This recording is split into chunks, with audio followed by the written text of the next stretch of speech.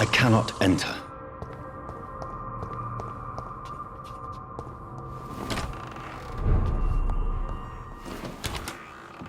How are you tonight?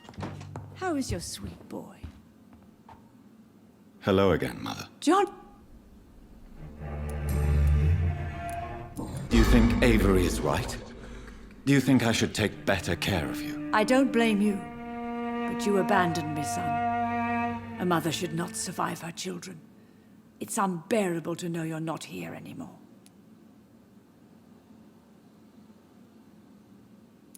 I wish I could stay here and take care of you, but I don't belong here anymore. My new home is an empty room, as cold as night and as red as blood. You don't have to apologize to me, Johnny. Do you think I did not notice how much you have changed? Have I changed that much, Mother? Am I still your son? You are still, and you'll always be. Despite your pale skin, your bloody eyes, and that echoing sadness in your voice.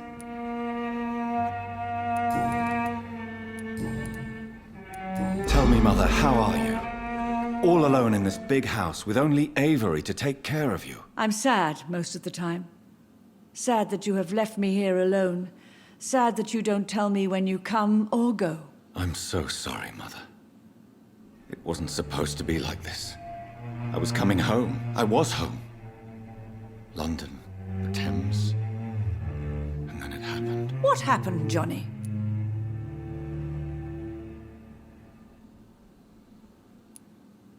I lost my way.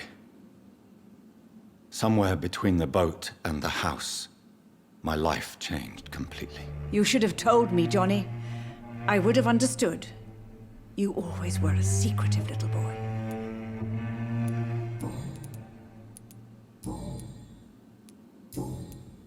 Goodbye, Mother.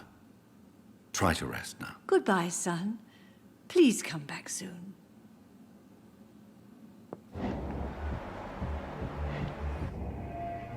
Hello again, Mother. John!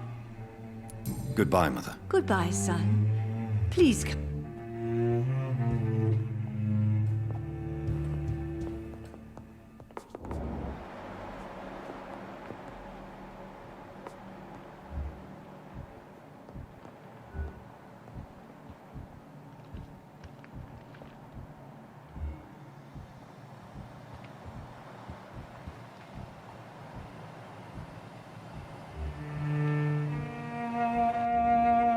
Jonathan, my dear, bring me my glasses. I feel like reading.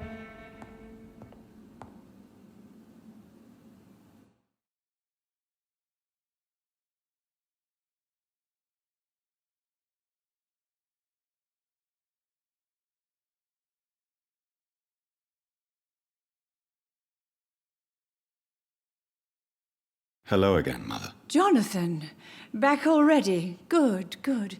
I was just about to go outside to find you. You shouldn't stay away for so long.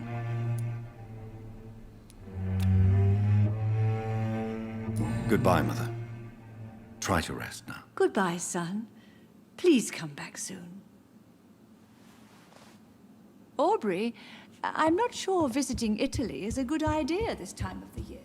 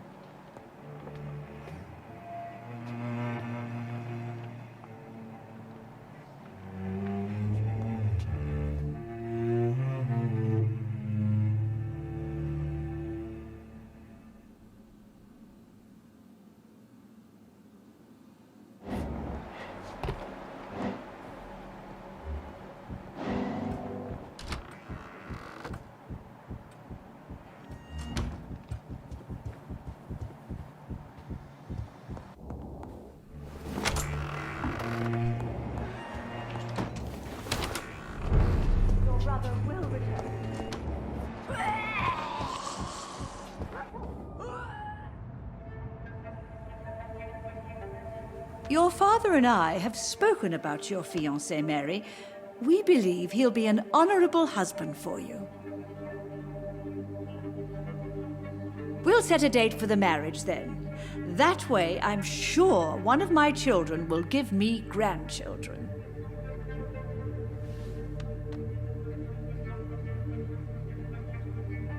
I understand your thirst for knowledge, Jonathan, and your father and I are proud of it.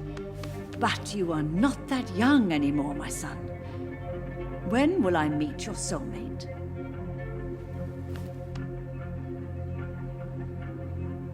You can ascribe my romantic tendencies to my French origins if you want, Aubrey.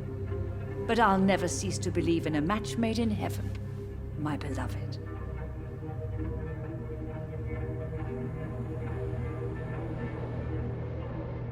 I really wish you could meet her, Mother.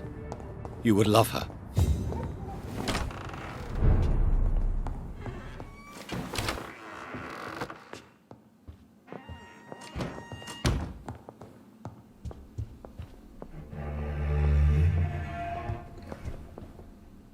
Hello again. John... Do you really see Mary and Father? Do you also see me as one of the dead? Yes. For many years, it was just a game. Since your father left us without a word, I took to the habit of speaking to him. Yes, I remember. I sometimes spied on you and listened to you talking with Father in the garden. It made me so angry then. But it was just a game, wasn't it? Yes, it was. But since then, my poor dead Mary visited me in my room. She led me to her grave, and there you were. I now know the dead can haunt us. I'm so sorry. You did not deserve to endure this. Mary should never have done this to you. That's true, my son. But you know what the worst part is?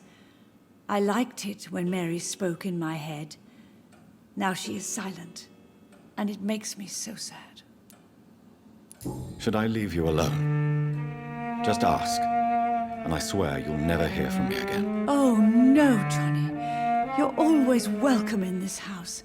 And one day, when I finally die, we'll all be together again, just as Mary promised us.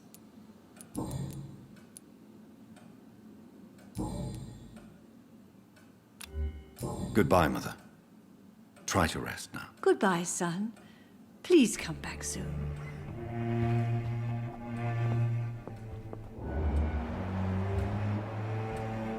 Aubrey?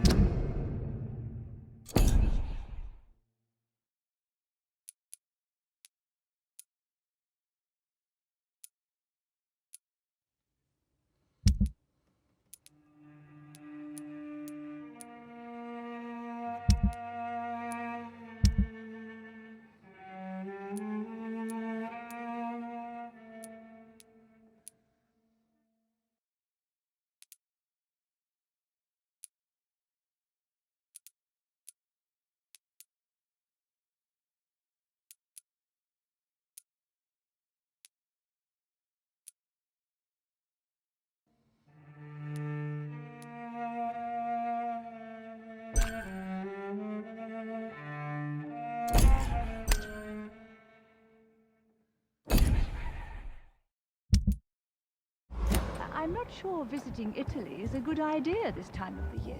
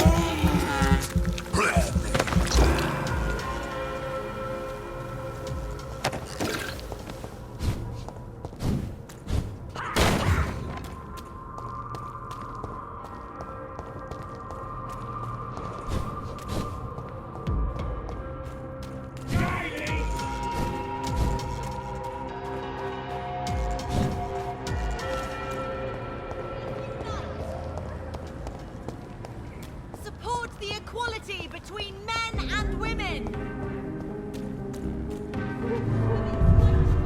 Only the fast stand.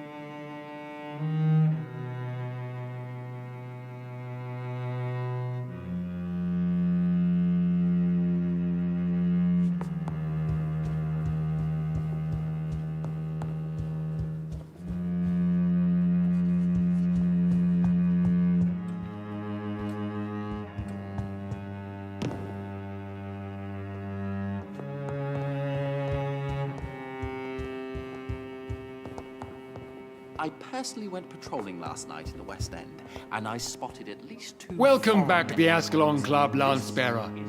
Please, tell us the good news. Have you put an end to the epidemic? My hypothesis was correct. Doris Fletcher was the source of the contagion in this part of town. She was probably the first to be infected. And you cleansed her before the hunters, I've been told. Well done, Dr. Reid. You thrust your lance and pierced the very heart of the corruption.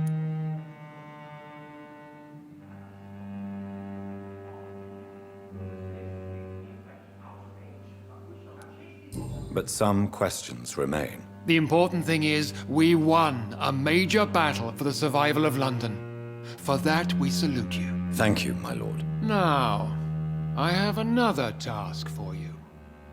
One of the utmost importance. Perhaps even more so than the previous. I'm listening. It's time for you to perform a most sacred duty for the club. I want you to recruit a new vampire. Recruit a new vampire? Are you sending me on some sort of diplomatic mission? Not exactly. I want you to make Aloysius Dawson the Ekon he deserves to be.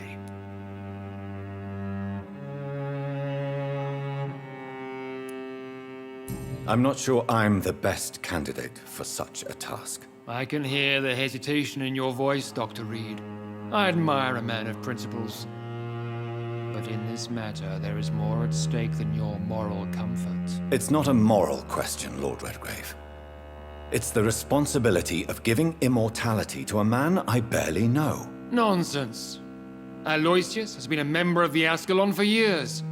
This is but the fruition of a long-held plan. How would you like me to proceed? Aloysius is waiting for you at the Dawson estate. Once the deed is done, I'll join you there to celebrate this momentous occasion.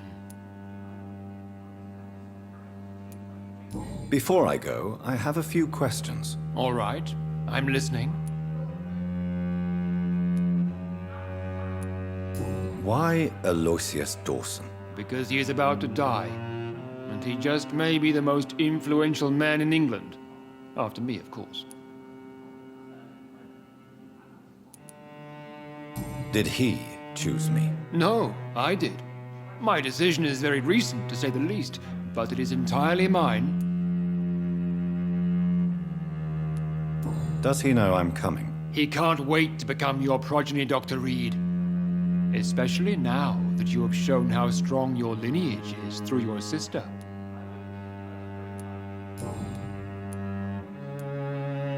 You invited Lady Ashbury. Wouldn't that be breaking one of your cardinal rules? No women allowed. Not allowed as members, no. But considering the circumstances, I thought you'd like to have her here to witness your triumph. So it's a temporary admittance, then? Something of a bargain, considering the crisis we're currently facing. How would you like me to proceed? Don't worry. Aloysius has had many years to prepare himself. He has studied our kind for decades.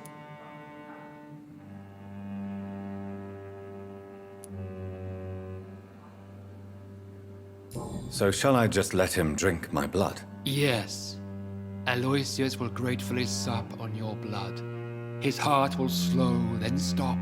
But he will rise again as one of us, an immortal. Is there any danger? Our blood alters a mortal body so deeply that some don't survive the metamorphosis. They die for good. But Mr. Dawson has been preparing himself for a long time.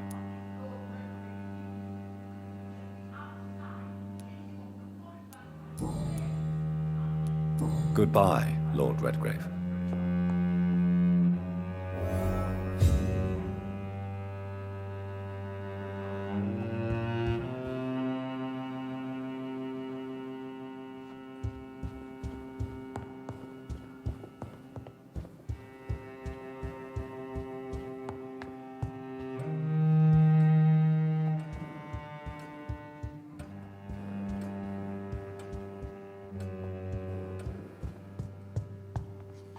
Are you all right, Jonathan? Lord Redgrave has just ordered me to turn Aloysius Dawson, to make him my progeny. I see.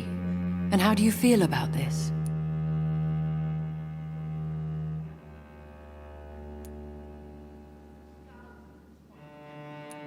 I'd like your advice on the matter. The real question here is, why has his lordship given you this task? Do you think it's some sort of trap? Do you really want to know what I think about this? I do, yes. To make an immortal of a soulless blackguard like Aloysius Dawson will only lead to a disaster for London. The man is already dead inside. Should I refuse? Perhaps politely suggest that Lord Redgrave turn the man into a vampire himself. Don't you dare, my dear. According to what I've recently discovered, his lordship could kill you for even broaching the subject. Really? Why? I've recently found proof that the Earl of Bristol is of lesser lineage and only capable of creating skals.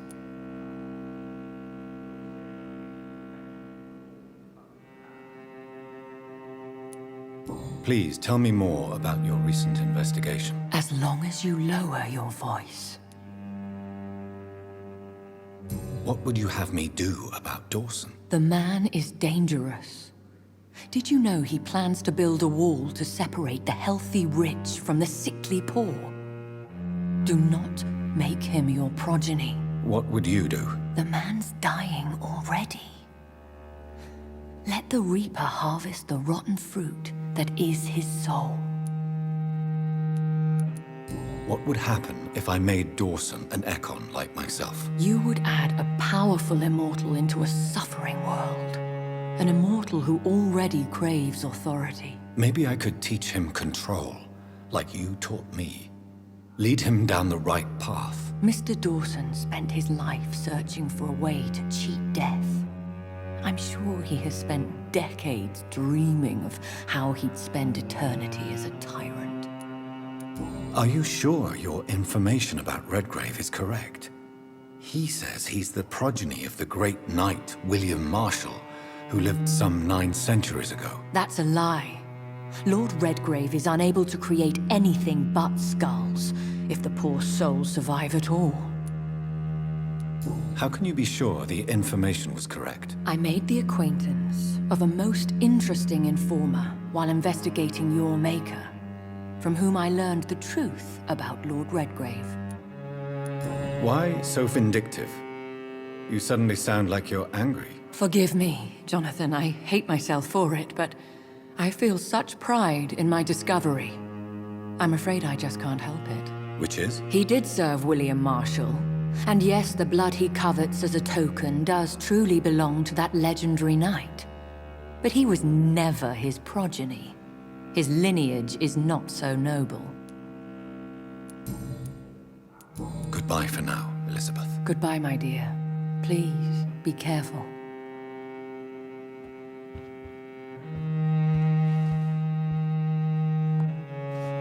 Lord Redgrave can play with the brave all he wants, but I won't put a foot outside until the Pre-Wen end their hunt.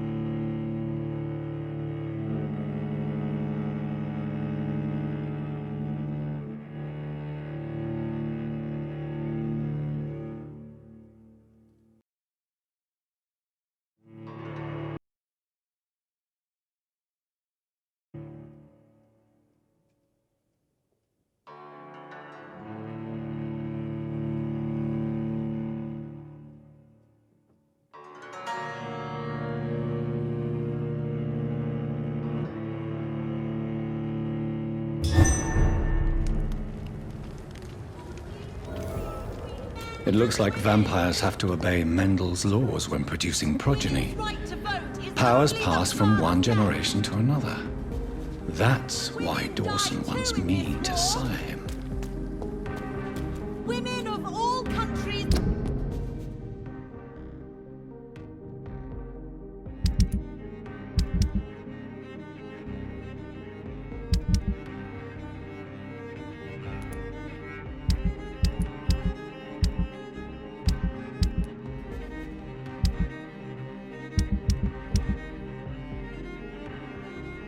Unite!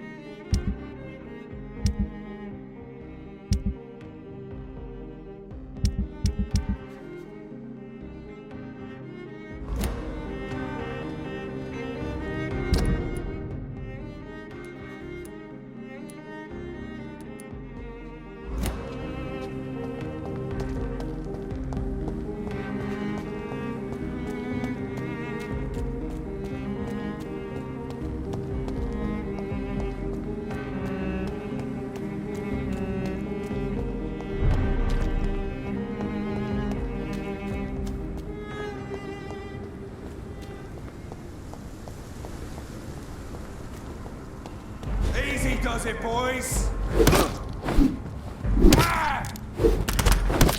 See them fancy clothes? This one's a top! You'll pay for that!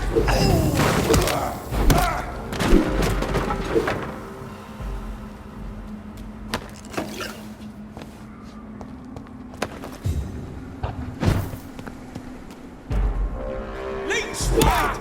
Watch out! It's on him! It's on him! Murdering bastard! That's gotta hurt!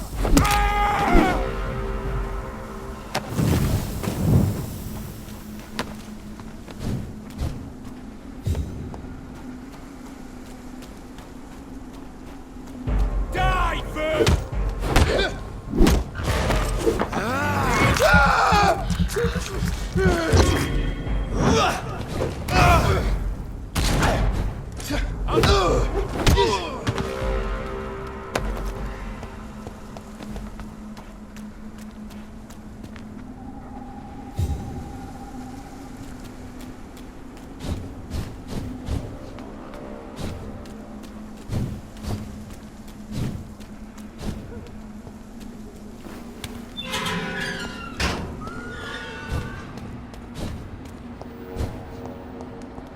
It's locked. I should find another way to get into the neighborhood.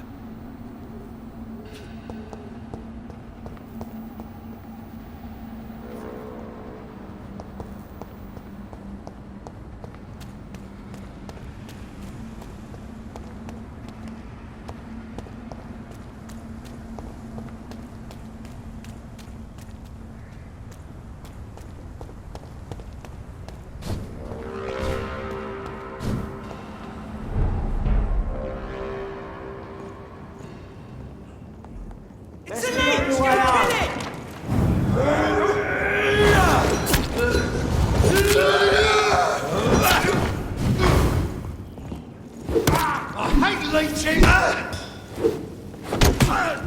Oh my god! We have to stop it! That leech is fast!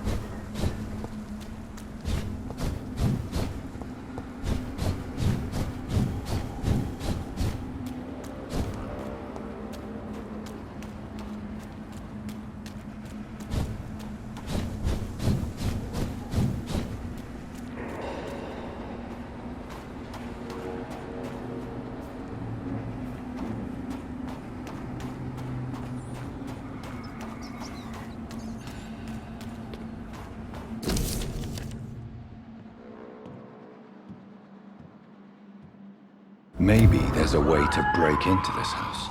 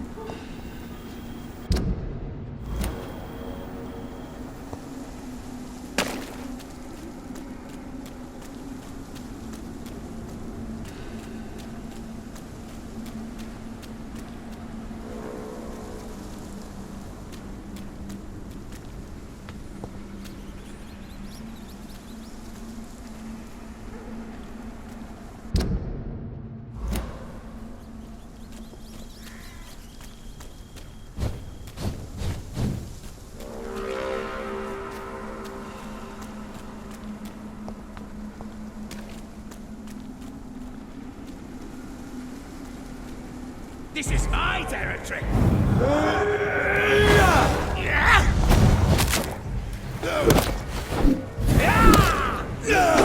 You cannot win this! You're mine!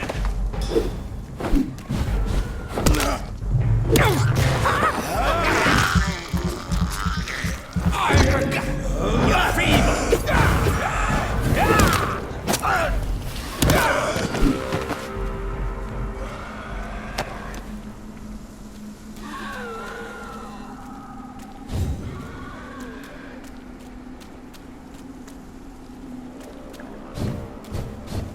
I think this passage could lead me close to Aloysius Dawson's mansion.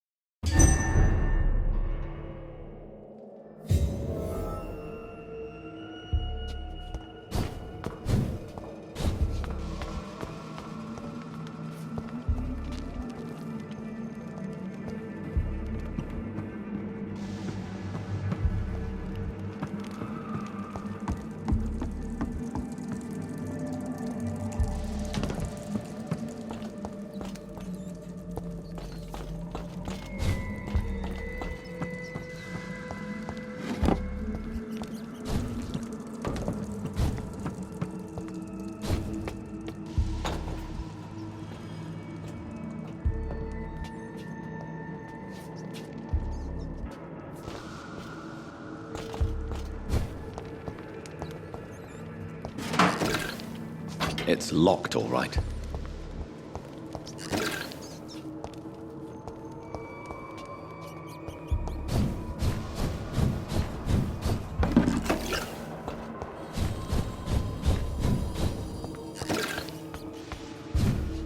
Die, newborn!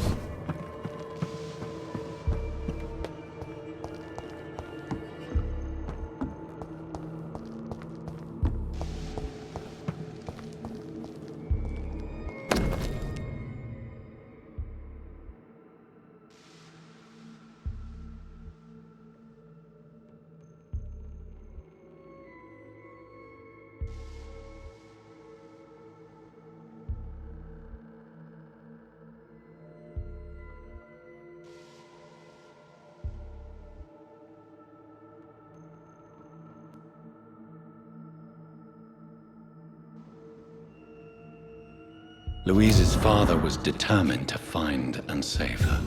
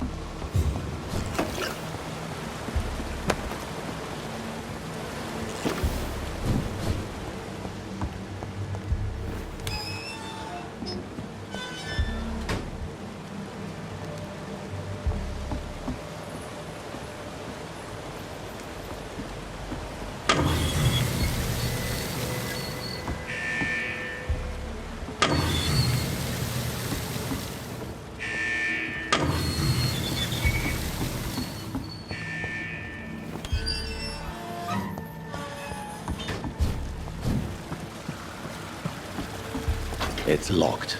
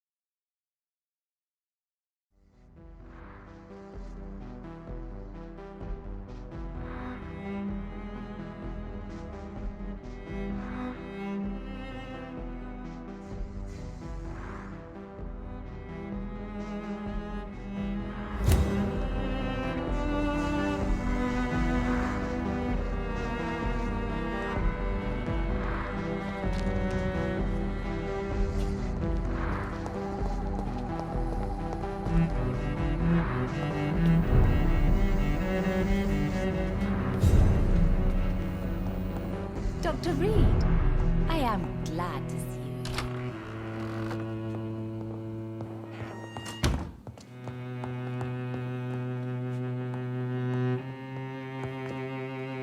Good evening, Miss Price. How are you tonight? Dr. Reid, I didn't know you had returned from the war. I had a new doctor when you left, but he's not as kind as you. Always glad to see a former patient in good condition. It's been a long time. Too long indeed. And as a token of my appreciation, I'll grant you the best price if you fancy buying anything from my humble shop.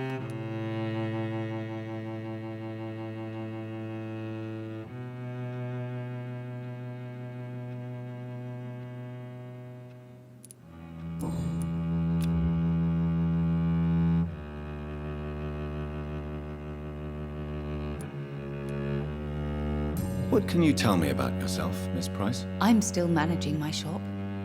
The only difference is, since the quarantine, we're open at night. You, on the contrary, seem to have changed a lot.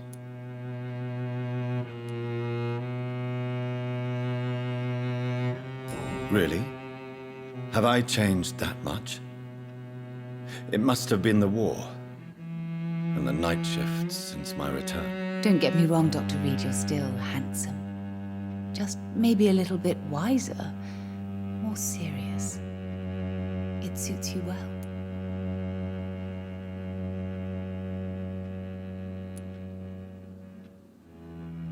Tell me more about yourself. No new fiancé? I remember you were hoping to get remarried. I'm sure you must have a few suitors. Who would marry an old bat like myself with a grown daughter and a little business? As you know, I only fancy handsome men like yourself.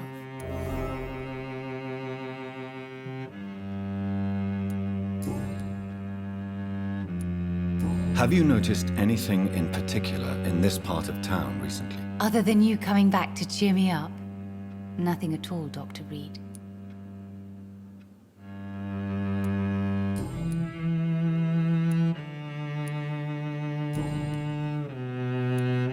Does your daughter still worry you, Miss Price?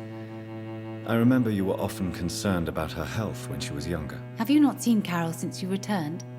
She's almost a young woman now. But she'll always remain my sweet little baby. So you're less afraid? Some things never change. Carol is still too clumsy for her own good. Sometimes her innocence puts her in real danger. Why would her innocence put her in danger? She does not realize how cruel life can be. Maybe I was a bad mother to protect her too much. My poor dear Carol. You have every reason to be cautious, Miss Price. Especially in these difficult times. Maybe you could talk with her, Dr. Reid. It would be nice to have a man here more often. We would both feel safer.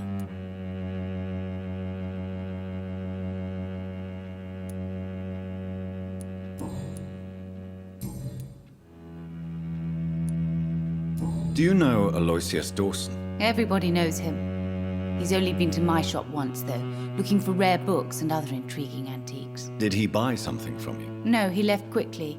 He almost laughed at my goods. Mr. Dawson may be a rich man, but you can't buy good manners. But isn't Aloysius Dawson known for his philanthropy? That was before his brother Robert died in an aeroplane crash. Since then, the remaining twin has turned into a heartless tycoon.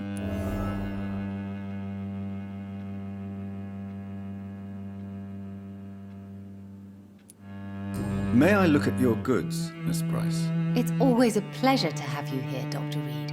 Take all the time you need.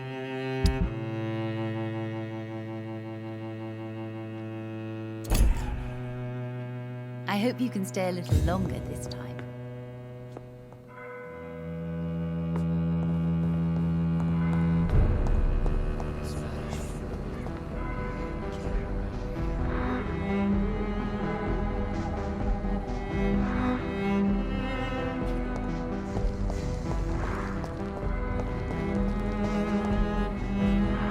Good evening, sir. May I ask you what you're doing here at this late hour? I'm conducting an investigation about the epidemic in this part of town. And who are you, sir? I'm Dr. Jonathan Reid from the Pembroke Hospital. May I ask who you are and why all the questions? I'm Detective Inspector Charles Albright from Scotland Yard. And I don't find your answers convincing. What is a Pembroke doctor doing in the West End at this time of night?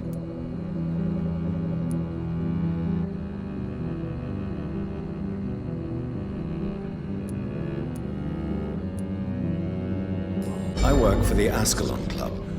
Here is my permit to go freely about the city. The Ascalon Club?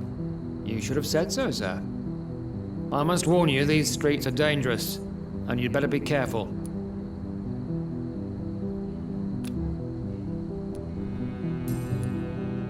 What can you tell me about this district? I'm the one asking questions, especially when there's a killer on the loose.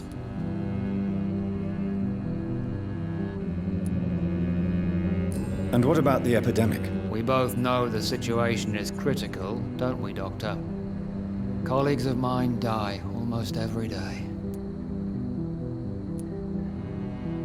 What killer? I'm not going to discuss that with the civilians, sir. Haven't I told you about the investigation I'm conducting? Perhaps I could help you. All right, without giving you too much information, I'll tell you this.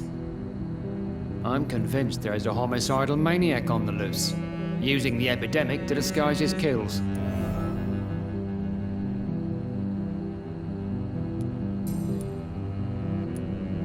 What can you tell me about this district? I'm the one asking questions, especially when there's a killer on the loose.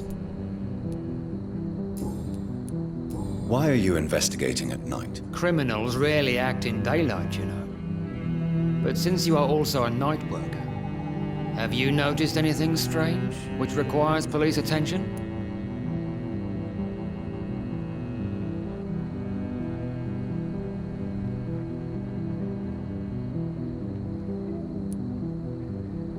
Does the name Fergal ring a bell? Fergal Bancher. Of course it does.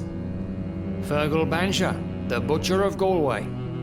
Hung in Dublin in 1857 for murdering more than 20 men with his bare hands.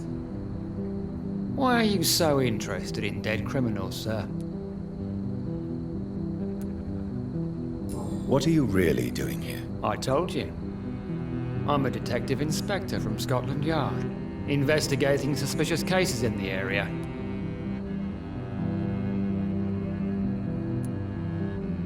Do you work alone? Yes, the situation is difficult for the police. Many of us are sick, and since the summer strike, most men apply a work to rule on their patrols.